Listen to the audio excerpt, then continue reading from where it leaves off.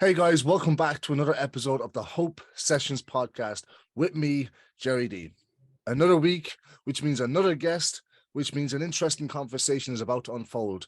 But you know what? Even as I was thinking as a way to introduce this guest, right? If you're on YouTube, you can see his wonderful face. But if you're listening to it on an audio platform, you will have to bear with my analogy for a moment. So this guy is my housemate, right? But what I love about him is how I remember the first night I moved into the house about a year and a half ago now. I was mad nervous, right? So obviously, you want to make a good impression on your housemate and all. I was mad nervous, walked into the house trying to be professional, and I just felt very out of my skin because I was trying to put on a persona that wasn't me. And he was just chilling. They were just playing some card game in the kitchen and sat down. And I remember just being so warmed by his welcome.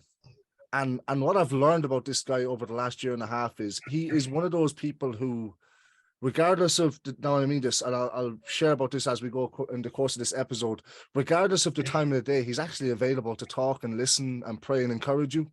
And he's done that for me in several times over the last year. I've had just some questions through some difficult times in the last year, and he's been one of the guys who literally, when I say like 1:30 it was 1:30 one time when I just went down to the kitchen and sat down with him and shared my heart with him, and he didn't even minister, he just listened to me and prayed with me.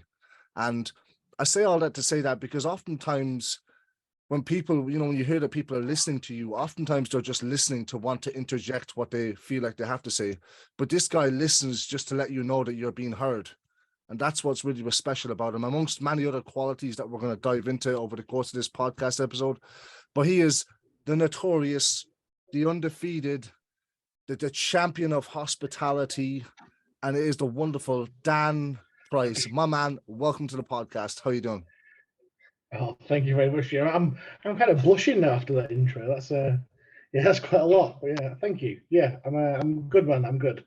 Brilliant. No, because I find intros are interesting, right, man? Because like, I was just saying this to someone recently. Oftentimes you just do stuff like, I don't know how you serve people or just talking to people, and sometimes you don't actually know that it's being a blessing to someone. You're just being you, but it's ministering to someone else. So I think it's definitely fitting that I honored you in that way in the intro, because it's true. I mean, amongst many other things, you're my cinema buddy. Now I know that our record with going to the cinema in recent weeks has been terrible. Shazam was shazorously bad. What was the one we seen before that? It was I can't even think. we went to see Toy Story. No, Buzz Lightyear. That was terrible. Interesting. Yeah. Thor, Love and Thunder was if there was no thunder, there was no love. That was rubbish. Yeah, I think that's all. Yeah, I'm not sure if we've been to see an excellent film yet. We keep on trying. Trying, but I don't think we've actually seen an excellent film yet. Lord willing, it'll be soon, my man, huh? But bro, you know what it is. We're gonna jump into a rapid fire round. You ready to go? Yeah, go for it. So you're a foodie. I know that well because any food you've cooked me has been scrumptiously good. So what's your favorite food dish if you were to pick three from first, second, third? Go. Oh, I would say burgers. Burgers are amazing. You can do so much with them, so much variety, unreal. So I would then go on to something like pizzas. I've had a real big thing for the last year over making a really, really great pizza. Yeah. So you can have like the thin crust, the thick crust, the real like chewy, real basic, just a bit of cheese, or you can pile it high with stuff. Yeah. I've made dessert pizzas. So like pizza's so versatile in there. Then I would have to probably go lasagna. Lasagna done well takes hours and hours and hours to cook, but when it's done, it is just unreal. Wow. So yeah, burgers, pizzas, lasagna. Yeah, and I have had your burgers. I remember last summer, me, you, Sean, and Nathan had the burgers that lovely summer evening. Mm-hmm. I've also had your pizzas several times, and they are sensational. I'm not sure if I've tried your lasagna yet. I may have, but my memory may not allow me to remember. I think the problem with lasagna is I just eat it really quickly, and because it takes so long to make, it's like I might do like 8 portions, but then I just eat them and forget after a week. So, Good. But that's why maybe some in the freezer. We'll see. Yeah. And there's one thing I love about you, man, and this is one of the questions I have for the not so rapid fire round, right? So you're a real movie guy. Yeah. And if I was to name your top 3 favorite movies, what would they be? First, second, third? Oh, see, I got asked my top 5 about 4 or 5 days ago, and Okay. it's so hard to do. But I came up with two definitively good ones. My top film that I love probably more than anything is Good Will Hunting. So that is, it's an older film, but it's got Matt Damon, it's got Robin Williams, but Robin Williams in a really serious role. He's an incredible actor. Like the story between the two characters it's just like nothing else. It's recommend to everyone. Yeah. I would then the second one that I managed to remember about was The Dark Knight. So that trilogy of Batman films, the second one's got the Joker in it, I think it is. It's just again unreal. So much going on in the film. The fact that they start to use like practical effects rather than digital effects, like they actually got an 18-wheeler big truck and flipped it end over end. Like actually did that in the middle of a street, and I'm like, that is stunning. The way that everyone works together in that one, fantastic. Wow. Third one, probably one of the Lord of the Rings films, because they were just so formative in the early 2000s. Really started to change the way that I was looking at film and cinema when I was like 16, 17, 18 years old. Unreal films. They did so much for me that I was like, yeah, has to be them three, I think. Wow. So I mentioned before we jumped into the rapid fire round, man, that we've seen a lot of bad movies in the cinema. I'm only gonna allow for one answer for this. What's the worst movie you've ever seen? There is only one film that I've walked out of the cinema. Okay. And it was one of the Twilight films. I went being told this was like a vampire, like pretty full-on film. I was like, oh yeah, we went to go and watch this, and then a vampire sparkled, and I was like, I'm good, thank you. Vampires in films shouldn't sparkle; they should burst into flames when the sun hits them. So that's the point when I've walked out of film, and I would consider that probably the worst film ever. Man, that's a controversial answer, I'm sure, for some of our listeners. Some of our listeners right now are getting the wooden stake for you, you know. Oh yeah, man. I think it's the first time I've very publicly said that, out of fear of my own life at times, because some people are just, that is their film. That is their absolute jam, that film. But no, I've only one I've walked out of, and it was that. Wow. So, bro, so there's one thing I know, man, about being your housemate. Oftentimes I'll be in my room and you'll message me like, hey, is it okay if I play music loudly? And I'm like, yeah, you don't have to ask me. So I have been privileged to hear some of your playlists just literally vibrating through the floor of my room from down below upwards, right? And I want to ask you a two-part question. What's your favorite genre of music? And then off the back of that, what's your least favorite genre of music? Okay. Most favorite genre. I think that with music, you're really formed by what you were listening to in your like 14 to 20 years old kind of time. So for me, that was a lot of indie-based music, the whole Britpop era, Oasis, Blur, this kind of stuff.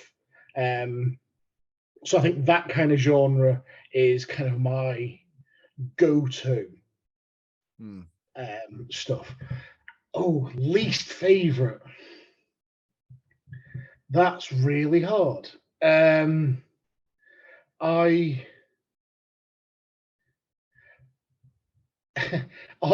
Taking like the indie and that kind of stuff, that level up into like the death metal scream. I just can't get anything really. Like, there's some stuff that I'm like, that's really cool. Like there's some incredible covers from them artists into other genres and other music that's been like amazing. But personally, I just can't get the musicality of it. Sure. So I just can't connect with that in any way. Yeah, anyway. Fair. And now Disney Plus or Amazon Prime? Oh wow. I knew you'd have to think about this one. Gosh. I think Disney Plus. They're just more on there that I'm enjoying. Some of like the TV shows and stuff. Yeah, I'd definitely go there. Sure. And then there's one thing, man. So obviously you hear people listening to podcasts. Podcasts are quite popular nowadays. Every Jim, Joe, and Mary have a podcast at this stage, right? But there's one thing you love doing is you listen to audiobooks. Mm-hmm. I suppose that's an area I haven't really tapped into. I've just not even to do with time. I just haven't. It's just not been on the top of my list. But you've listened to a couple of audiobooks, and I suppose I wanted to ask you, like, what do you enjoy about audiobooks, and do you maybe have a favorite one that you've listened to so far? Yeah. So for me, like, I love audiobooks, especially like autobiographies where you hear it read out by the person who wrote it. Yeah. So you can hear your favorite person or someone who's interesting to you reading out their story, and you go, wow, because you get their inflection on stuff. So it's not just the words of the page, you hear in their voice. Yeah. You hear the emphasis that they put on, like, this meant a lot to me, or this was what I was doing here, this is where I was. As my favorite, oh gosh, give me like 10 seconds and I'm going to look in my library of ones that I've read, because there's so many. Yeah. Because I listen to a lot of like fantasy kind of stuff as well. But then some of my all-time favorite ones have been them autobiographies that have done. That was a really interesting actually. So there's one by Barack Obama, and it goes through his story from like really early on in his life. I can't remember what it's called. But it goes from early in his life, and the whole book is 30 hours long to listen to. Oh, wow. Read by him. It goes from before he was a senator, like as a lawyer, up like in public defending, going through running for Congress, running for president, his presidency, and then afterwards ending that presidency and just hearing him be quite real about how some things are a lot harder than you imagine, because you see these people in public spaces and you go, they're amazing, I love what they do. Up in here, they are a perfect person, when actually you see that they're not a perfect person, they're actually a very flawed person who got good breaks or worked hard or just lucked out. So hearing that about who was at once the most powerful person in the world, supposedly, is very interesting. Yeah. And the last one, right? And this is probably the most controversial question I've ever asked you, but I'm going to ask you because I love you enough to ask you this question, okay? So, Sean and Nathan, I apologize in advance, right? What I want you to do with this question, okay? I want you to rate your least favorite house from first, second, and third. Sorry, see, I knew you were going to say this. Favorite in first, second, third, okay? And you have to. Oh. Well, Jerry, I've got to put you first because you come to the cinema with me. Let's go. That's all I wanted to hear. I don't care. And then the two lads are perfectly equal. Yeah, exactly. You're above everyone, Jerry. You're above everyone. That's all I wanted to hear. Thank you for tuning in. Come back next week for the part 2. Oh, man. Yeah, I know. We know that's the truth anyway, so they can't deny that, you know. I bring 100%. The laughter and the energy, so they just cover the bills, really, don't they? Themselves, yeah. Right, man. So, this is a Hope Sessions podcast. Everyone knows that at this stage. And man, I know your story because we get the privilege of living literally in the same house, which means we have a lot of conversations. We spend a lot of time together. Some weeks more than others, just depending on schedule. But would you share your testimony with us, man, from what it was like growing up until present day and what the Lord has done in your life? Yeah, of course. So Awesome. you may guess, even though I'm in Ireland right now, I wasn't born here. I was born over in a small town in England. And I grew up in, at the time, a Christian family. Was brilliant. My parents were both Christians. But I went to church. I went to local church. I mean, the church was at best a minute and a half walk away. If I looked out of my parents' bedroom, you could see the church from there. Wow. So, like, super close to it. I had some good friends in there. Was going well, but as you hear with some Christians who grew up in Christian households, it was all physically there, but there was no real connection. Whether that was, honestly, now I can't remember whether that was like there was never a connection at that time, or it was in and out. I don't really remember, to be honest with you. But what I do remember is I got asked by a friend if I wanted to be a sound engineer for the Christian band that was in the town. Nice. And I was like, oh yeah, let's do it. I'll do this. Then I started doing stuff with them more and more.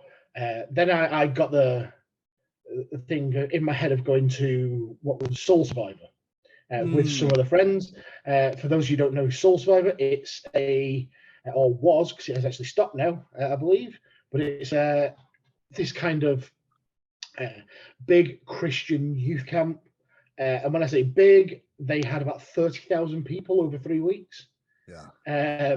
From the age of, I think it was like 10 or 12, up to about a 30-year-old kind of age range. That was kind of what they did. So I started going to this, enjoying it with friends. Then there was one in Manchester. So they did Soul in the City, I think they called it.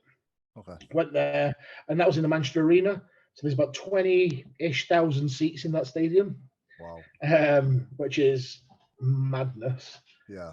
And they took it over for a week, and they did social action projects, and then they did events in the arena at the night. And I remember just feeling really heavy about what is real here.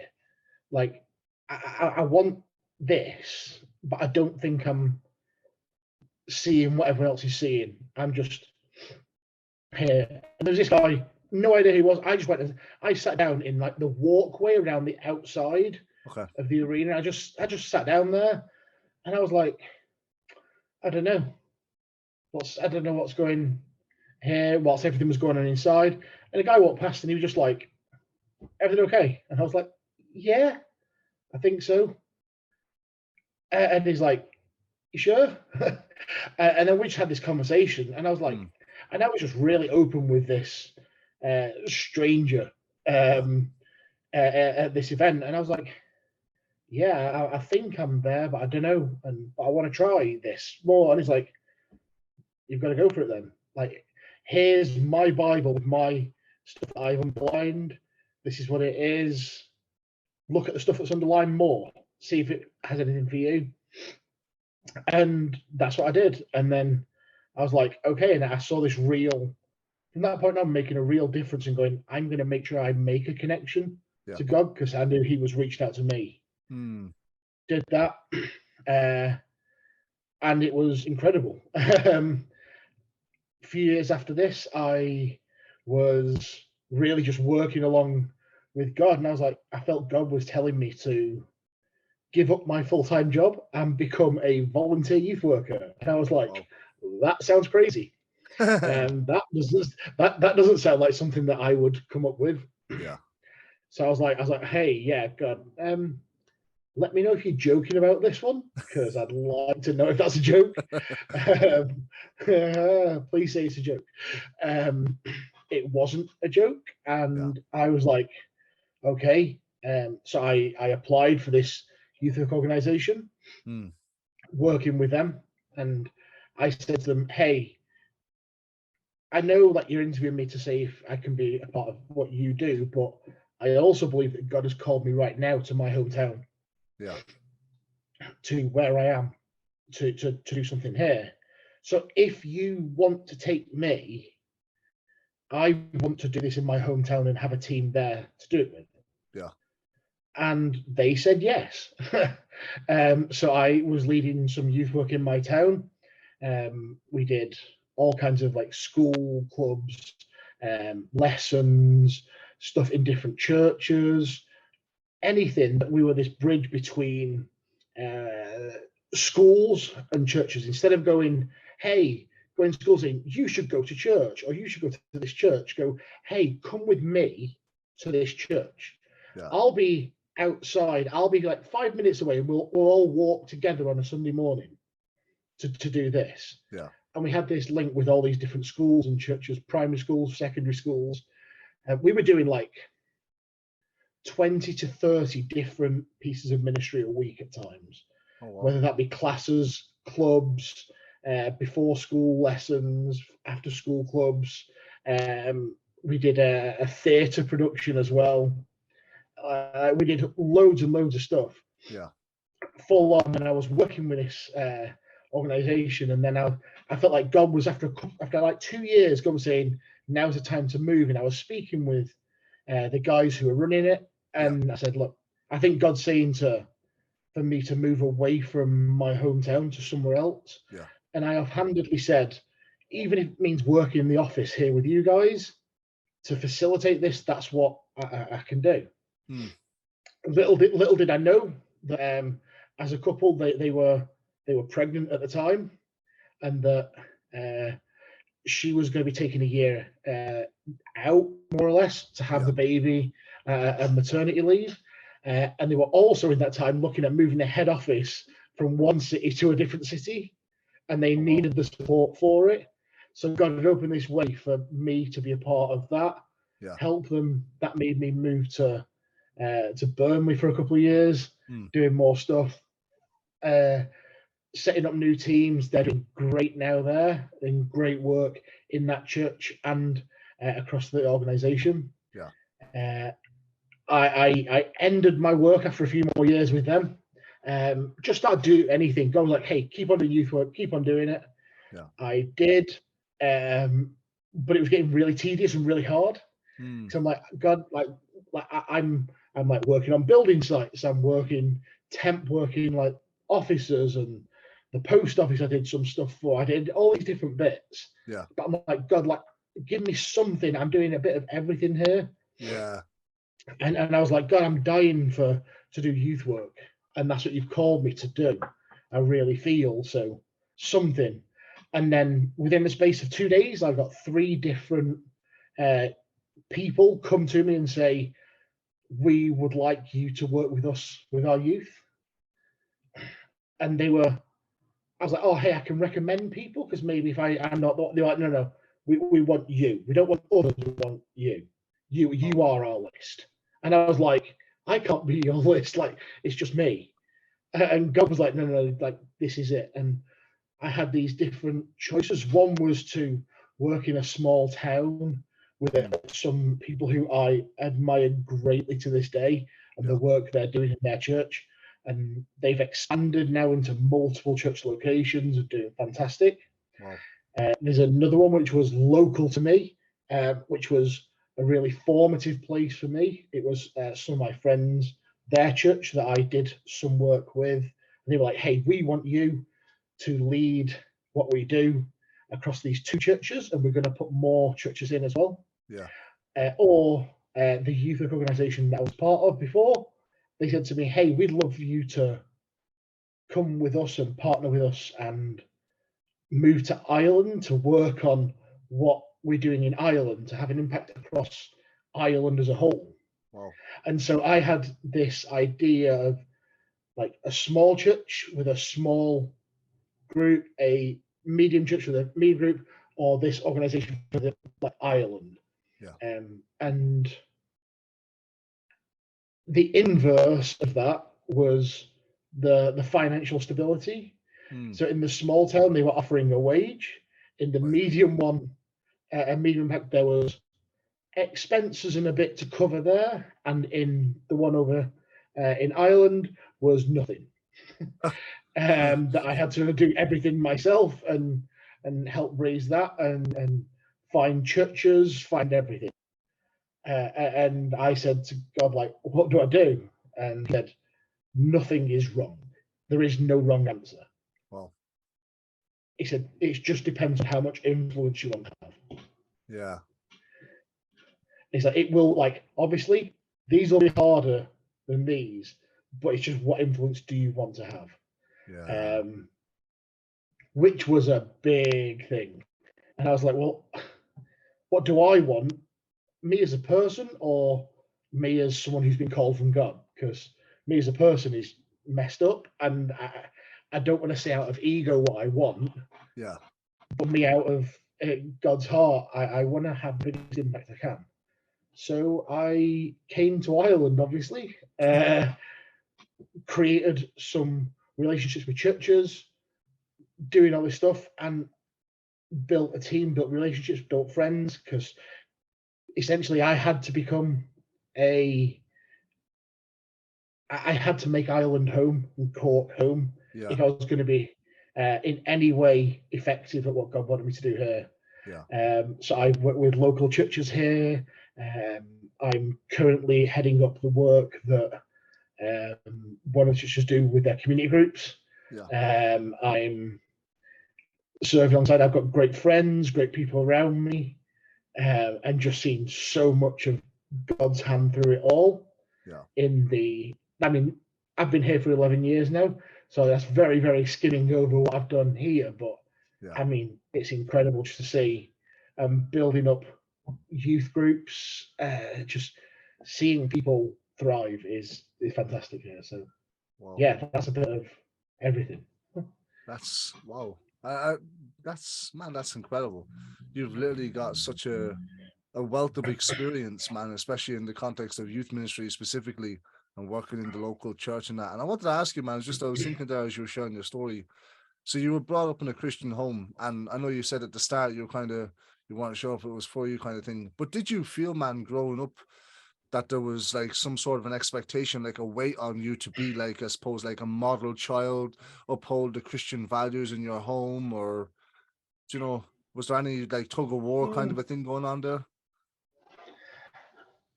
I think that my parents were really, really open. A lot of time they were like, hey, I think whatever you do is up to you, but you need to know the consequences. Yeah. Ooh, good. No actions you do are without consequence. Yeah.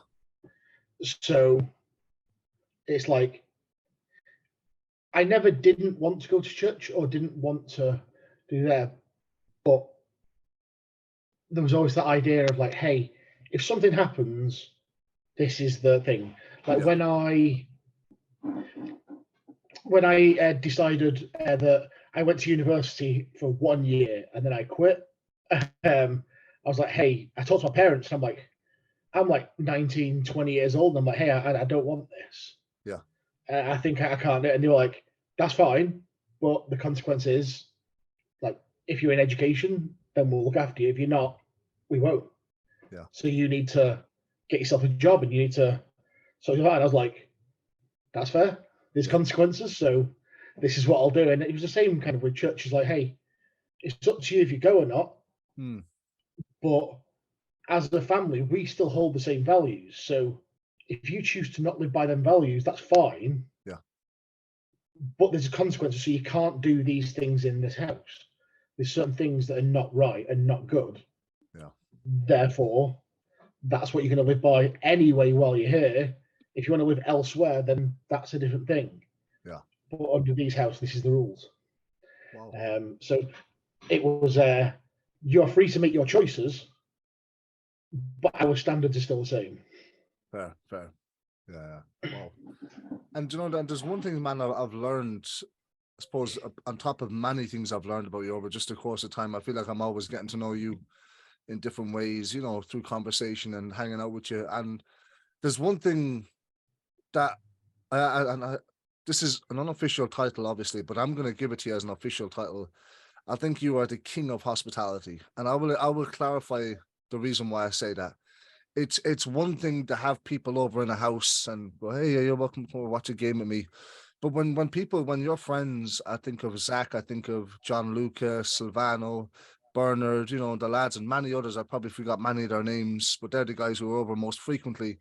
Um, you do an incredible job at not only extending an invitation, not only making them feel welcome, cooking them food, providing them with like something simple like a tea, coffee, cake, snacks. Then they'll play like some games on the Xbox, watch a movie, and that's incredible. Like, I'm serious. Like, I mean, I come home from work sometimes. The lads are just chilling, and you can literally tell they are at rest. Like they literally don't want to leave. Like, you've got those people in your life where they invite you over to your house and you're kind of like, yeah, I'll stay up for a quick cup and I'll bounce because I don't really want to stay too long. But the lads are just chilling at home because you've made them feel like it's their home as well. And has that always been something that's been big for you, man, hospitality, or is it something that has grown over time? Or Yeah, so um, I give all credit to this to my mother. wow, That is that's who she is as well. wow, So I'm just living out what I have seen in my life. It's like, so my family have a bed and breakfast, but mm, but that hasn't always been the case. So when I was younger, before we had a B&B, our front door was literally open all the time. I wouldn't know who would be just coming in, wow, who I'd come home from school and see there. Like we would, like my mum would cook like meals for the entire church, like 80 people. wow, Um, like we would invite three, four, five sets of families over to the house for a big, like my mum makes the most amazing curries, but she doesn't eat them. She doesn't like curry, but she'll serve. Oh yeah, this is what people like. I'll make this. wow, Um, like as kids, we were really honoured in the fact that every time, like we could have a different meal. All of us have different meals. It wasn't like hey, this is what's on the table. Everyone's eating this. We'd have all different kinds of stuff. Like, what do you want today? And it could be someone has fish finger and chips, someone has a pizza, someone has baked potato, someone has pasta, whatever it might be. yeah, And that's what would go, because that's what she'll do.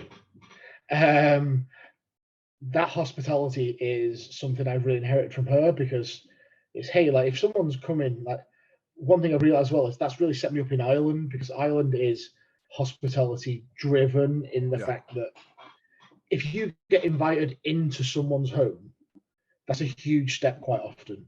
yeah, And I found that is like welcoming someone in, it is massive, and making them feel at home is so big. yeah. And so that what I was given by my mum, I brought along with me here, and I've just seen so much going on that it's been incredible. So it's a learning experience all the time, Hmm. but making someone feel welcome is simple but difficult sometimes. Yeah, yeah, man, of course. And I suppose what I wanted to ask you next is it's kind of in some way tied into hospitality, but like everyone has friends. I get that. We all need friends. That's the God's design, man, that we would live in community with one another and that there would be people we would have Mhm. common interests in and stuff like that. But like for some people, friends is like, yeah, I have friends, yeah, grand, whatever. But then to other people like yourself, like it's a core value in the sense that like it's not just like I've said to you many times, like I'm friendly with everyone, but friends with a few, which means there's only a certain amount of Mhm. people that I will invite into that small space of my life where I'll talk about Yeah. struggles or whatever. Because you have to protect your peace in that sense, man. And yeah, Mhm. man, like I mean, God has blessed you with a very deep squad of people. And I know from the conversations I've had with them, like Silvano, John Luca, Zach, Bernard, and anyone else who's come into the house, like those guys, man. And like, I suppose, what is the benefit of having core friends like that? Because I find, man, I'm only 27, not trying to sound ancient, but the older I get, my friend circle gets smaller because it's getting deeper. And for you, what is the benefit, man, of having friends like the guys you do? Like, how has that been like an encouragement to your life, a blessing to you? Do you know what I mean? Yeah. So I have realized more and more and more that God, like I said, God never called us to be alone. Hmm. He called us to have companionship, have people around. He had Jesus when he was on the earth had his people around him, Yeah, and then within that group of 12, he had the three as well, and that he was closer to. that's right. And it's quite simply, I think, taking that as a model, Yeah. of going, hey, if Jesus like modeled this and dictated that's how he did life as a human, Yeah. who am I to say anything else? Hmm. And to have that, it's like there's some who, like you say, I am friends with, someone who I will talk to, who, I mean, it's the old joke of saying like, uh, a true friend is the person who you call and you say you need to bury your body, and they Hmm. say where, and they're just there to help. But I mean, it's that kind of idea of going, well, hey, I'm stuck. I am in bits. I have had the worst day. It's 3 a.m. and I am so mentally messed up and hurting or checked out, and I just need someone. I've had friends be there in that time, and I've Yeah. gone, hey, you know what? Just seeing what they will do for me goes, wow, I don't deserve the people who are willing to do this. Yeah. They are a true reflection of who God is. And then the same people who you can go, hey, this bit of scripture right here, that's messing with me, and I don't know why. Hmm. Do you have insight? Like I've heard like the sermon on Sunday. Some of the lads came over and we were talking about that, saying that's like one of the best things I've heard in so long. I'm like, this is exactly, we'd all had the exact conversations Yeah. over the past week, and it's like, look, this is it. Yeah, this is where it is, and you get that real closeness, and it brings you like the iron sharpening iron, the people who are there for a comfort, people who are there to build you up, people who will hold you and give you a hug when you're down, people who go, you need to not, I know you well enough to know you need to not be alone right now, so you're coming Hmm. to my house. Yeah. It's that kind of one. It just changes your worldview. Yeah. And that's what I strive for in the few that I have close. Yeah. And then there's people outside that who I'm friendly with. Like, yeah, I will say hello, I will chat, I will go for a coffee with you occasionally.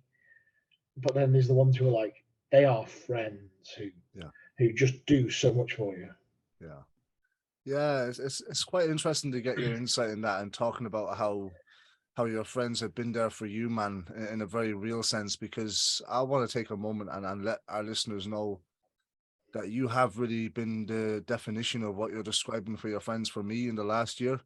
I remember that it was a Wednesday night, man. It was about, I think it was 13 minutes past 1 in the morning. And I messaged you. I was like, bro, are you home? Because I knew you were with your friends that night, particularly. And I said, I need to talk. And you said, straight, I'm on the way home. And came home and I went down to the kitchen, man, and talked to you very honestly about what had happened. Because I was just being very real. I was vocalizing my thoughts, my emotions, what was going on. And in that moment, what I loved about what you'd done was you, first of all, you listened. You weren't looking to interject like a sermon or try to make sense of the, for lack of a better term, my misery, my situation. But then you brought so much clarity in the little that you did say. You know, you were able to like correct me when I felt like I was going a bit too far with narratives that didn't exist, or you know, and in that moment, and you prayed for me, man. And to you, that may have seemed, well, look, you're my housemate, I'm going to do that. But to me, it was a very difficult season of my life that I didn't know that I was going to actually walk through. And it was so nice to know that I live in a house with people like you, man, who are not just talkers, they're walkers, you know, and it's been a joy to know that I can talk to you very honestly about stuff, because not everyone has that luxury of that security in a friendship. Like I know I could talk to you about it, and it's not like I'm trying to win your approval, or I suppose, like, I can just be myself, and however that comes out in my vocalization of it, it makes no difference. And you have, and I mean that, man. I've only known you a year and a half, and people think it's like, oh, you can be friends with someone for 10 years and you're like that and all. That's rubbish. I don't believe that. I genuinely, but I believe that some of my deepest friends are people that I've only known for 2, 3 years, a very short length of time, because Yeah. there's something uniting about the brotherhood in the church, man. There really is. Like I have friends, like I have a friend called Dylan, right? He's my longest friend, and my been friends with him since I was 12 years of age. So it's what, 15 years now of friendship, and we're very close. But there's a lot of ways we're not close, because he doesn't have the commonality of knowing the Lord like I do, and then compared to my depth of friendship that I have with you. So there's just different levels of, I suppose, depths in friendship. And you have been, and I don't say this to puff your pride in any means, but you have been a model friend in every conversation we've had. You are, you have those people, man, in life where they are, before you go to talk to them, you literally have to mentally prepare yourself just to be in the same room as them. You're not one of them. And you're laughing because it's true. I'm gonna be real. Sometimes I come down to you and I'm just wearing a basketball shirt and a pair of shorts and my slippers, and and then other people, you have to dress up and all this. I'm just like chilling. Do you know what I mean? And we've had some very Yeah. meaty conversations, some very enjoyable conversations, great times, man. And it's just been so nice to know that I have that support unit. You're not just a housemate, you're my brother. Yeah. So I Yeah. want to take And this that's moment. it. Thank you. Thank you. That's huge, man. It really is. Because, like, again, you mean the same to me in that I really think, like, a true friend is someone who you're willing to put the same level of effort in to that relationship. Yeah. And seeing that, and not letting him get away with, like, stupid things you say. Like, when you get into your own head and do that, Yeah. that because you put that investment into that person. Like, if I didn't know, if you'd only been in the house for a week and I didn't know you, and Yeah. you told me that stuff, and then I responded with you of like, yeah, that's hard, or hey, that's a bit too far. Like, Yeah. you're going too far with yourself. You'd be like, cool, but it wouldn't have any meaning. The words would be there, but you wouldn't know what was behind it. Yeah. And having someone at that level of a friend, of you're willing to put in the same effort that they are to make sure that the 2 years are on the same page, same investment, that when someone says something to you, it means something more. Yeah. Right. And your words that you say to me have that level of impact as well, because you are someone who I respect, and that's a big thing, because yeah. Some people, it's not that I don't respect them, I just don't respect them to that same level. Yeah. Yeah. And I respect that what you've got to say has meaning. Yeah. And it has meaning to me. Yeah. So, do you know what I was thinking, man? It's funny that you said that. You're like, and thank you for saying you respect me, because respect for me means a lot more than the words "I love you." And I don't say that. I think you'll understand what I'm saying when I explain it. I love hearing "I love you" from my mom, from my family, right? Because they're family, and it's always very reassuring to hear those words, especially from my mom, who's my closest friend. But as a man, as men, I think as well, I think you'll agree. Well, it's more powerful for us to hear "I respect you" than "I love you." I don't know. To me, I think it just carries a lot more weight. Because as men, we're doers, we're fixers, we're leading by example. Do you know what I mean? So, like, it's when someone says "I respect you," I'm like, whoa, that got me there. Thank you for that. No, "I love you" is nice when it comes from a girl or whatever. I get that, but to hear the words "I respect you," that's big.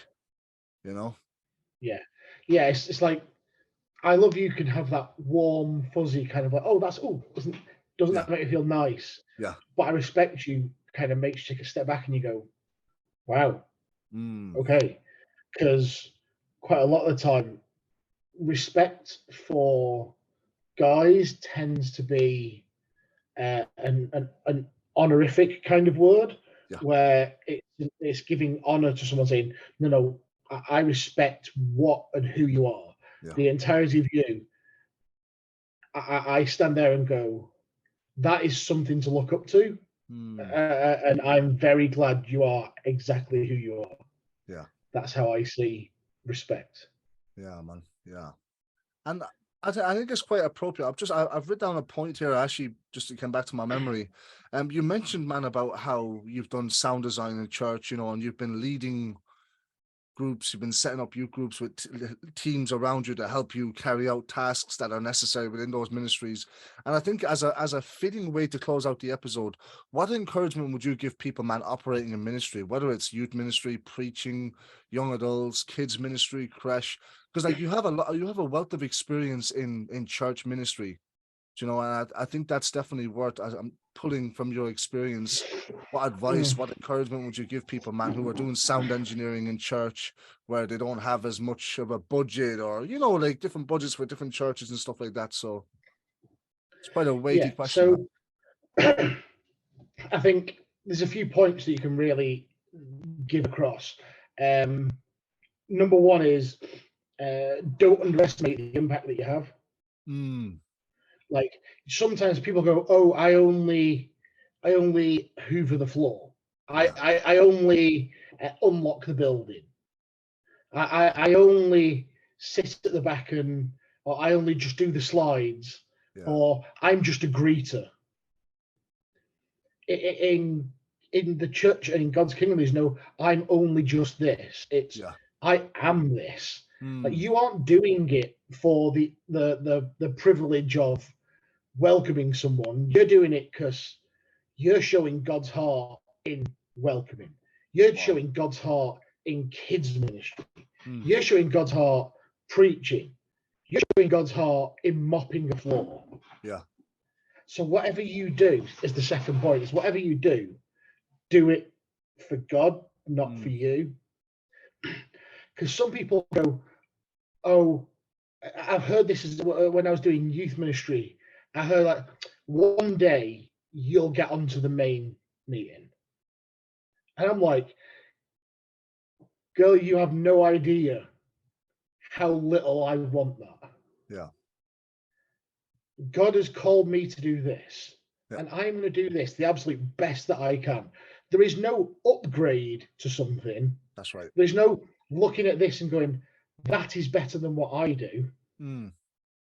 That's a human construct that has said, this thing is better because it is more visible. This thing is better because it has more of an impact. Like, I think that's the biggest lie of how the devil's got into the church. Is to give people this. I think that is better. Therefore, I want that, and I won't do this.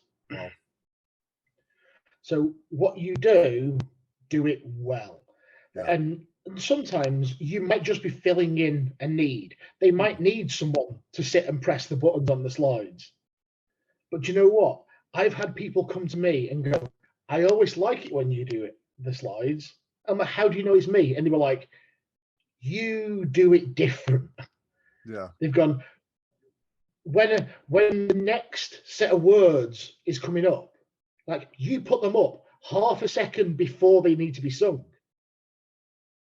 And I'm like, well, that's just how I'd want it. That's how the best way I could think this could be. Because sometimes people miss the first two words, and if they don't know the song or it's a new enough one, then you get this, and it's hard for people to engage in worship. But if it's there before, like as you're finishing the last line, the next one goes up. And people are going, "I like it when you do it." And I'm like, but that's it. And I've had people going, "It always sounds a bit better when you're on sound." And it's because I just take pride in what I do. When I'm listening out and I'm thinking, "Oh, how could this be better?" It's not a set and forget. It's not doing this. I'm always looking at what could be done a little bit better. And when I'm in the youth ministry, I was always looking, "Hey, I don't want this to be about me. So who is good that I can show how to do this?" Like I might be a good upfront person, big, loud, whatever. Mm. But I also need someone who's going to talk to the quiet young lad in the corner. Yeah. Who's had a really hard week. I need someone who's going to look out for that teenage girl who's just going through a breakup. Yeah. And that boy who's across the room, who's the one who they broke up with. Yeah. I need someone to look out for them, because I can't do that. That's right. So I always look out for someone else who I can bring around me. I've only been successful in what I've done because of the people I brought on board to say, this is the vision God's given me. Wow. And I want to see something huge here. I see that you could have this vision. Yeah. And I want to tell you that this is what's going to make it. And if you are on board with this, I will fight with you to the ends of the earth to make sure that God is done right in this place. That God is there. Like I always said, and my previous pastors didn't always like it. I said, look, I'm going to do all I can to make sure that the young people that are come in here meet God in this church, in this place. Yeah. But if they don't connect with God here, I'm going to take them to a place that they do, to a different church.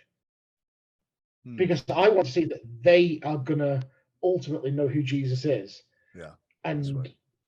And the pastor's like, oh, I'm not sure. And I'm like, I get it as a church leader. I now will do everything I can for here, because I think that what we were doing was the best it could possibly be. Yeah. We went from a small number, like a handful, up to, I don't know how many, 80 or 90 coming at least 3 times in a month to there. And we still saw all this. It was like, this is what it means. People want to belong to this. Yeah. And so it's making sure that people can belong. So if you're heading up a team, help people belong. Yeah. Do the hard thing and invite them to your house during the week. If they're there, make them feel like the welcome team is the most important team. Yeah.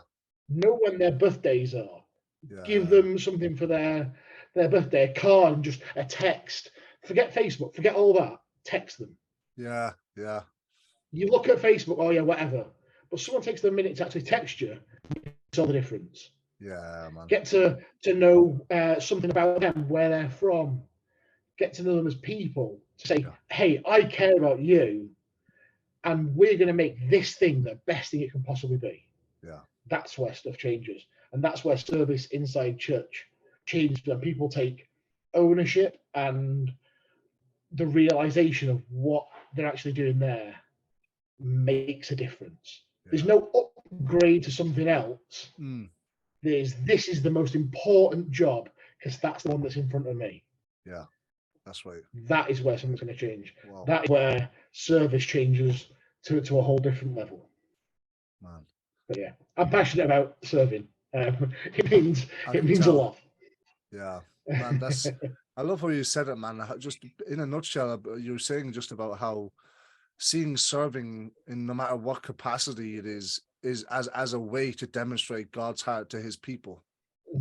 That's very good, man, because naturally in our human state, we're naturally going to think, oh, mopping the floors. No, I haven't been called to that. Yeah. But you've been called to love people, so you can love people by having the floor mopped, so that when they come into the church, there's a clean floor to walk on. Could you imagine someone coming to church for the first time, and they've just been going, and they come in, and the first thing they see is a dirty big coffee stain that's been there for 3 weeks? Yeah. You'd look at that and you go, oh, that doesn't reflect God in any way, from my mind. Like, do I like doing the mopping? No, not in the slightest. Yeah, but if that's my job, the church I was at back home, I mopped a floor that was the size of 2 school halls. It was an old Victorian swimming pool. Oh, wow. So it was a 25-meter pool, 15 meters wide, and then the edges around that. So you're talking 40 or 30 meters by 35 meters, something. Huge area. I mopped the whole thing because it was like, it needs mopping. That's the job. Let's get it done. Wow. That's awesome. I totally agree, man. That's wow. I've loved this conversation, man. This is Because I feel like, I know you, but I feel like after this conversation, I've kind of known you on a different level now, just because you've been sharing about different experiences that you've had, man. And that's, first of all, I want to say thank you. It's one thing to talk in person, but it's another thing to have you on the podcast and share the way you have tonight, man. I've enjoyed it. Like, I really have. This has been refreshing. I mean, I'm gonna finish this podcast now and go downstairs in a little bit, get some food and chat with you in person. And that's that's what we do, which is awesome. So, man, I mean this from the bottom of my heart. I've known you for less than 2 years, but I'm so thankful for just the depth of our friendship, the depth of our conversation, and the depth of just the quality of it is in our house, man. I mean, I live with you, Nathan, and Sean, and solid dudes. Like, I love the fact that the one thing about the house is that our personal privacy is respected, in the sense that, you know, every one of us in that week, you'll have a day where, like, you just need personal time. You're not in the mood to talk to people, you know, depending on the day and the week.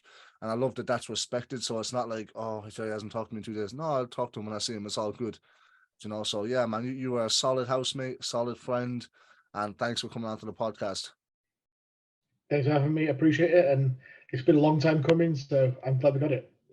Indeed, man. We got it done. Maybe a part 2 coming down the road soon. Who knows?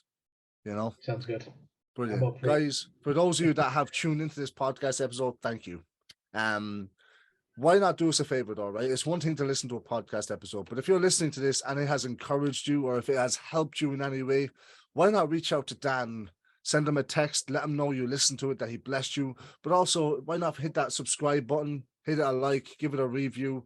What that does is it doesn't appease my ego. In fact, it actually helps to spread the podcast on whatever platform they're tuning into it from.